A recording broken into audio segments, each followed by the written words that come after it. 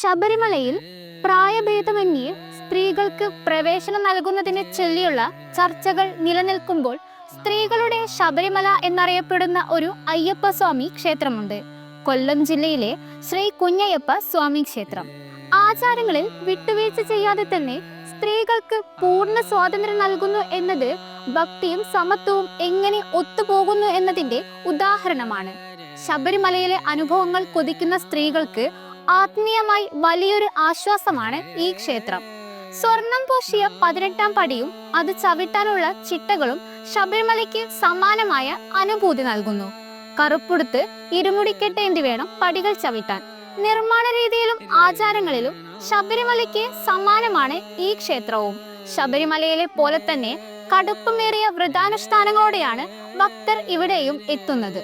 ശബരിമല വർഷത്തിൽ നിശ്ചിത ദിവസങ്ങളിൽ മാത്രം തുറക്കുമ്പോൾ കുഞ്ഞയ്യപ്പ സ്വാമി ക്ഷേത്രം എല്ലാ ദിവസവും ഭക്തർക്കായി തുറന്നിടുന്നു എന്നത് പ്രായോഗികമായി ഭക്തർക്ക് വലിയ സൗകര്യമാണ്. ഇത് തിരക്കൊഴിവാക്കാനും ശാന്തമായ ദർശനത്തിനും സഹായിക്കുന്നു.